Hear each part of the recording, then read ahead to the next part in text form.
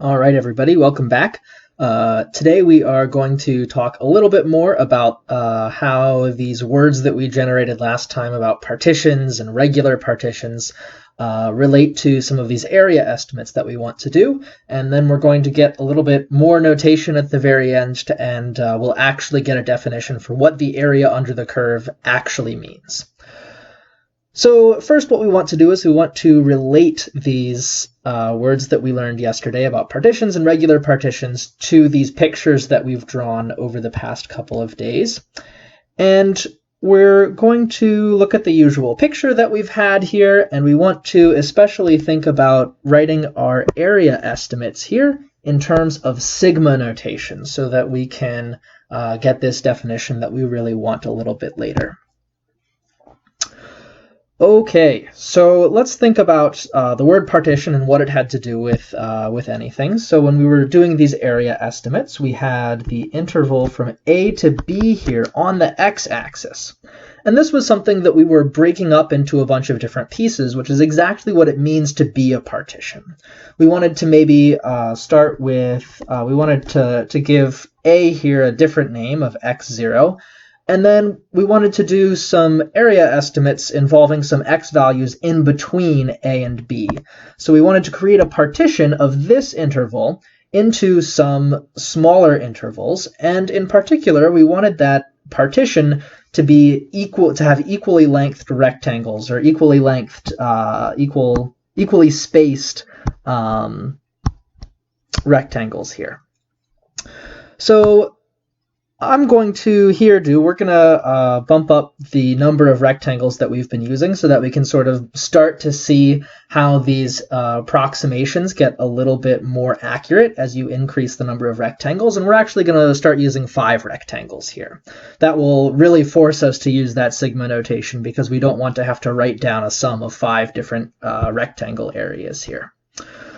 Great, so if we're going to be using 5 different rectangles, we'd better have an x0, an x1, an x2, an x3, an x4, and an x5. So we notice that we have a partition here. The fact that these are equally spaced means that this is a regular partition of the interval from A to B. And we want to do a left endpoint approximation for this area.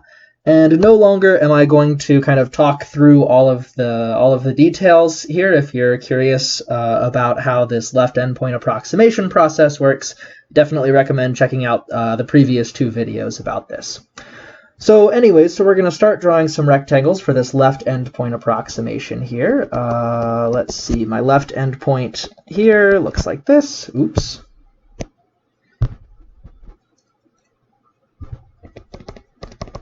And so my area approximation is here, and then my next rectangle will look something like this.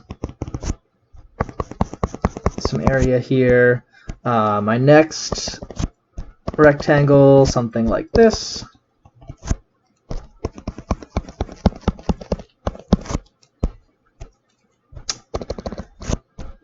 Rectangle 4 here. And one more, we've got rectangle 5.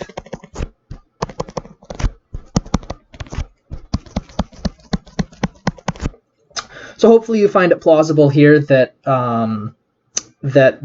as we increase the number of rectangles, we're getting closer and closer approximations for the area of this function underneath this curve. So we have this partition here. Let's actually write that down.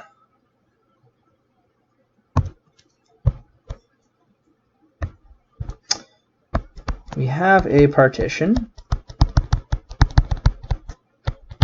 of AB. And since we've hypothetically spaced these x's evenly, this partition is going to be regular. And the subinterval length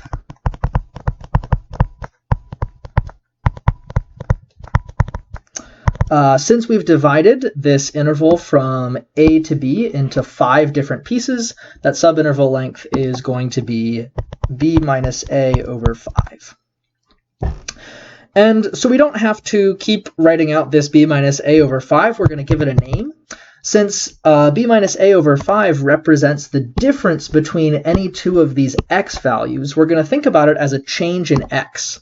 And the way we write change in x is using the Greek letter delta, or that's a capital Greek letter delta, and then we write an x afterwards. So now if we want to talk about this green area here, then we would say that the area is the sum of all of the different rectangles that I have there. So how many rectangles do I have? Well, I have 5 of them. And so I'm going to think about letting my index run from 1 to 5 to represent each of the different rectangles.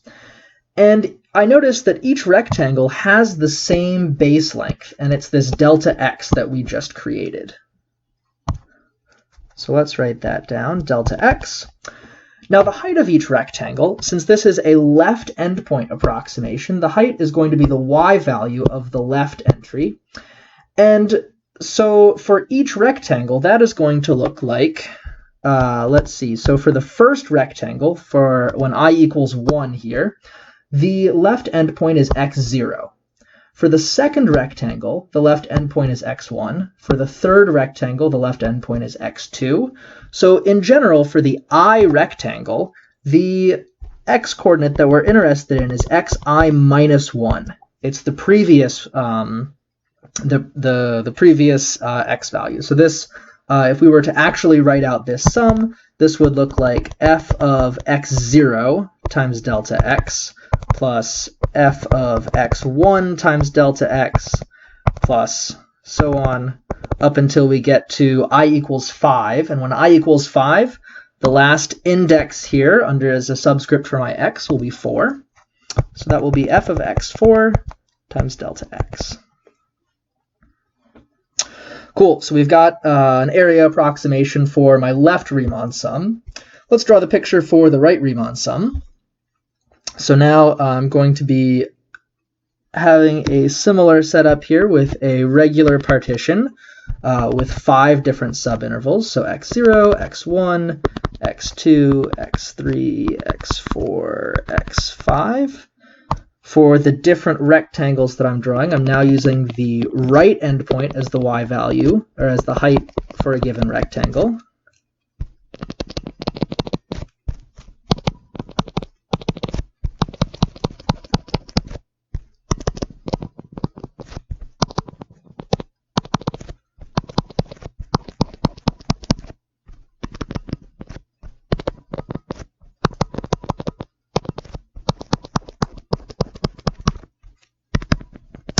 And last but not least, all right. And if we here want to look at what the area is, maybe writing it out in terms of our sigma notation, we again have these 5 rectangles, so we're going to be looking at a sum from I equals 1 to 5. Again, the width here is going to be that same delta x. That base length is still going to be b minus a over 5 because we've divided the interval b minus a up into 5 pieces. But the height now is a little bit different since we're using the right endpoint instead of the left endpoint for our y values. So here in the first rectangle, my x value that I'm using for the height is x1. In the second rectangle, the x value I'm interested in is x2. In the third rectangle, the x value is x3. And in general, in the ith rectangle, the height that I'm using is f of xi. So I'm adding up all of these numbers. This sum starts with delta x times f of x1. Since I'm starting at I equals 1 and I'm using f of xi, then I would add delta x times f of x2, and so on up until I got up to delta x times f of x4. No, 5 is right, 5. So we see here, again, kind of the same similarity that we noticed earlier between the left and right endpoint estimates. The only difference between these two sums that I'm using here is whether or not I'm using an xi or an xi minus 1 for the left versus the right endpoint approximation. For maybe the upper endpoint or the upper approximation that we want to do here, we have the same setup. So we have A, which we're calling x0, x1, x2, x3, x4, and x5, which we're calling B.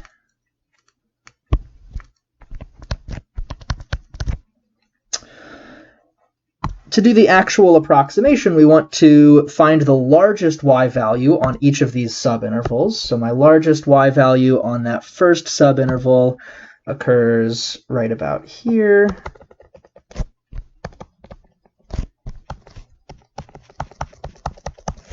The largest y value on the second subinterval is here. Largest y value on the third subinterval is here.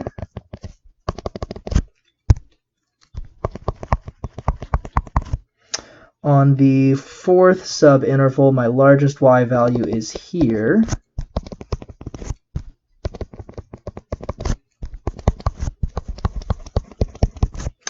And on the last subinterval, my largest y value is about there.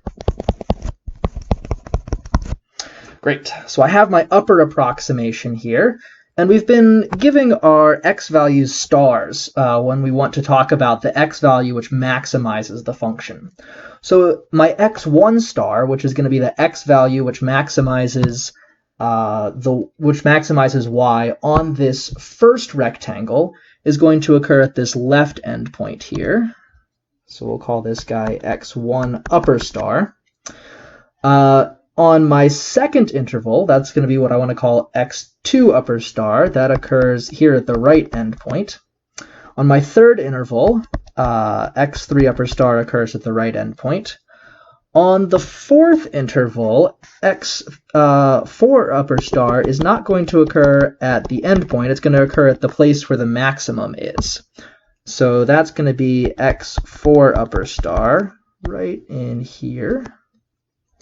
And then on this last interval, x5 upper star is the x value which maximizes y on the last interval, and that occurs at the left endpoint of rectangle number 5 there. So that is x4. So here what we're doing, since we're using these xi upper stars to indicate the x values of the x values of the points that we're using to make the heights of the rectangles, my area here is again going to be given by the sum from I equals 1 to 5. I have the same 5 rectangles here. Now my width of each rectangle is still delta x, but my height this time is given by f of xi upper star. So at each interval along the way, I'm using, so for instance, in this first subinterval, I'm using x1 upper star to determine the height of the rectangle. In the second rectangle, I'm using x2 upper star to determine its height. For the third rectangle, its height is determined by x3 upper star. And for the fourth rectangle, its height is determined by x4 upper star right here. And for the last rectangle, its height is determined by x5 upper star. Notice that these stars, the x5 upper star doesn't necessarily have anything to do with x5. In fact, x5 upper star is x4. On the other hand, x1 upper star is x0. x4 upper star isn't any of these x's. So when I'm using this star here, these x star values are totally separate from the xi values. The index here indicates which rectangle we're using. The upper star indicates that we're using this x value to maximize the function. Great. All right, so we have one more approximation that we want to do, and that is a lower approximation. So here I'm going to have A, which is x0, x1, x2, x3, x4, x5, which is also B. And maybe try to write out this one on your own. You can pause the video now. I'm not going to start a new video, though. Let's see, and we want to use the lower estimate here. So I want to find the x value, which gives me the minimum of f on this first subinterval. So it's kind of hard to see. I think the minimum here occurs a little bit to the left of x1. Could be misjudging that, though.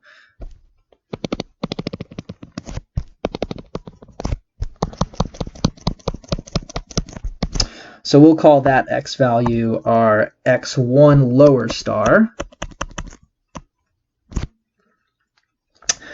Let's see, on the second subinterval, the minimum is going to occur at this left endpoint.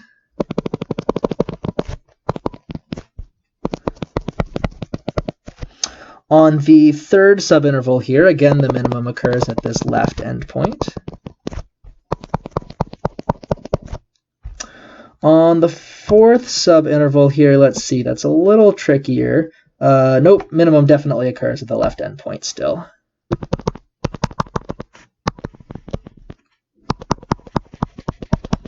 And on the last subinterval here, the minimum occurs at the right endpoint. So we have a picture that looks like this. Again, let's see, we've given ourselves an x1 lower star. Our x2 lower star occurs here at x1, since that's where the smallest y value is on the second interval. My x3 lower star occurs here at x2, since that's where the minimum on the third interval occurs. X4 lower star is at x3, and x5 lower star is at x5, since that's where the lowest point is on the fifth interval here, or the fifth rectangle. So in the end, this area again is given by this sum from I equals 1 to 5 of all of these triangles, or all of these rectangles again have width delta x and height f of xi lower star, since we are using those lower stars to determine the heights of each of the rectangles. Great, so hopefully we're noticing some patterns here. We're adding up, we've got some sigma notation. It's always been from I equals 1 up to the number of rectangles that we're using. We have this delta x here, which we determined by splitting up this interval evenly into, again, into some number of rectangles. And we have f of some x values here. And the x values are determined by what type of approximation we're doing. Are we doing an upper approximation? In that case, pick the x values in order to maximize the function. If we're doing a lower approximation, pick the x values to minimize f. If we're doing a left approximation, pick the left x values. And if we're doing a right approximation, pick the right x values. So all of these patterns are going to lead us into the following definitions. So now we can actually give some words to this process that we've been doing to approximate the area. So for the function f of x defined on the interval AB, the left Riemann sum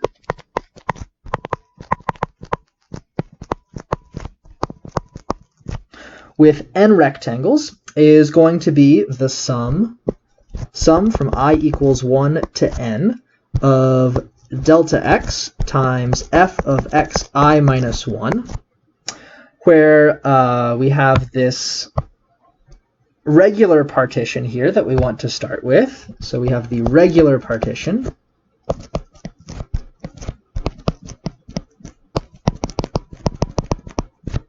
of AB, where each subinterval has length delta x equals b minus a over n. So now we're defining this thing called a Riemann sum, which is named after the mathematician Bernhard Riemann. We're defining this Riemann sum to be the same approximation that we've been doing. This is exactly the formula that we just wrote down for our left approximation of the area. The difference is, instead of having 5 rectangles, we're just going to say we have n rectangles, where n is some number. Likewise, we can make definitions for, you might guess, the right Riemann sum.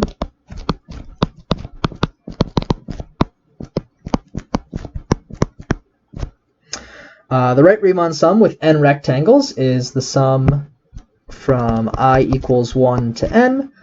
This time, we remember the difference between the left and the right approximations was whether or not we used an I minus 1 or an I as our lower index. Again, we're going to have this regular partition of AB, and each subinterval is going to have length delta x equals b minus a over n. All right, what other approximations do we want to talk about? We probably want to approximate with an upper approximation. So here we need to have a continuous function in order to guarantee that we can find these x values that maximize and minimize the function. So for a continuous function defined on the interval AB, an upper Riemann sum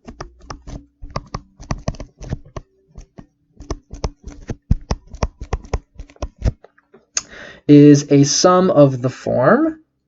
Again, we're going to have a similar formula to what we had earlier. Sum from I equals 1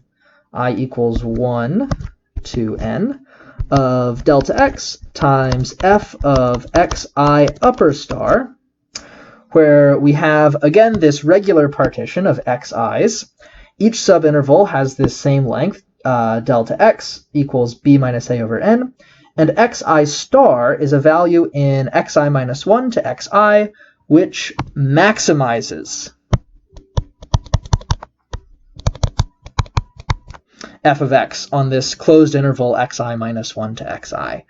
Again, this last part here, maximizing f of x on this interval, is why we required f of x to be continuous in the first place. All right, last we need to define a lower Riemann sum. So for this continuous function that we have, we want to define a lower Riemann sum.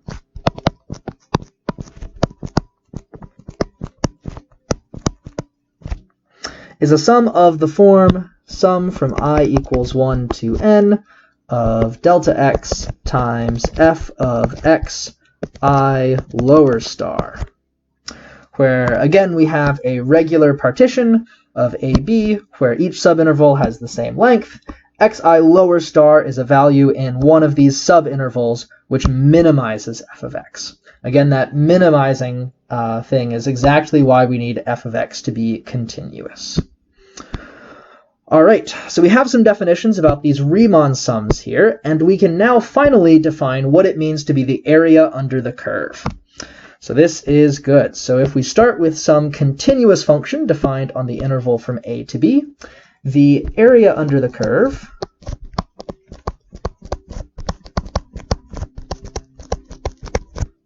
of f of x on a to b is defined to be the limit as n goes to infinity of the sum from I equals 1 to n of f of xi delta x.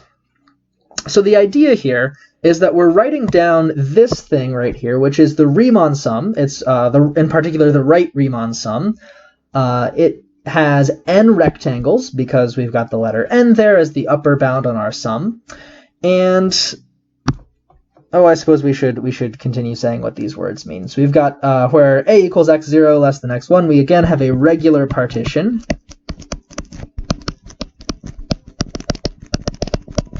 of AB with n subintervals, and delta x is the length of those subintervals.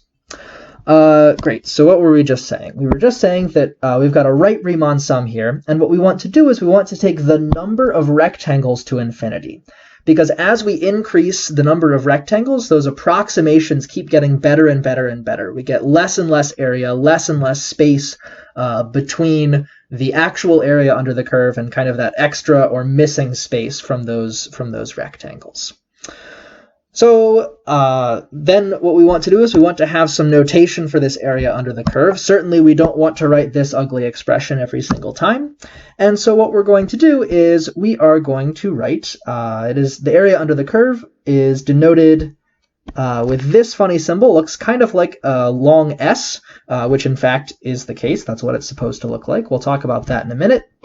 We're going to write a lower a and an upper b to indicate that a is the lower bound, b is the upper bound. We're going to write the function that we're finding the area under, and then we're going to write dx afterwards. So we'll talk about what this notation here means in a second, how you say it, and all that good stuff. But maybe you have some questions. The first of which is, well, I've written that this is a definition / theorem, so which part is which? Well, we certainly are defining this area under the curve here, so that's certainly part of the definition.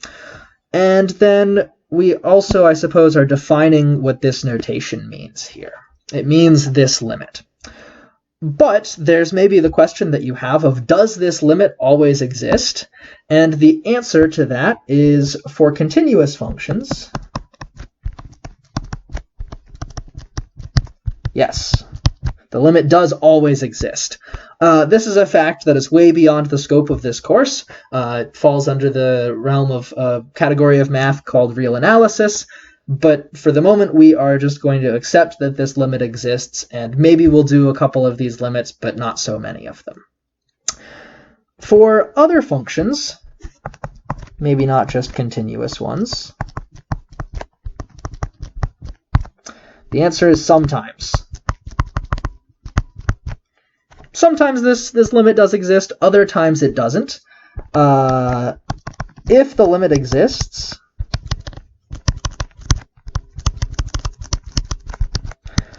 the function is called integrable. So here is another vocab word for us, integrable. The reason it's called integrable is that we're going to call this symbol an integral symbol. But again, we'll talk about that here in a second. All right, so we've answered one question of does this limit always exist? We also want to think about, why did we use the right Riemann sum? Why didn't I pick the left Riemann sum, or the upper Riemann sum, or the lower Riemann sum? And the answer to those questions is that it didn't matter which one we picked. If you choose the left Riemann sum, you're going to get the same exact answer as if you had picked the right Riemann sum for this definition, which is the same answer as if you had picked the lower Riemann sum or the upper Riemann sum. So our choice of right Riemann sum didn't matter here. What did matter is that we had to make a choice in order to write something down. All right, so there's this last question here of, what does this notation mean? So maybe something that you remember. So let's kind of make an analogy here. From Calculus 1, something that we talked a little bit about was that the limit as delta x goes to 0 of delta y over delta x, we called that thing dy dx, the derivative. So here what we're doing, as we're taking the limit as n goes to infinity of this sum here from I equals 1 to n of f of xi delta x. So we are changing our notation a little bit, just like how when we took a limit here, we changed the notation for that fraction. We changed those deltas to d's. Here we're going to change a couple of things as well. We're going to change, for instance, this delta x here is going to become a dx in our integral. This sum here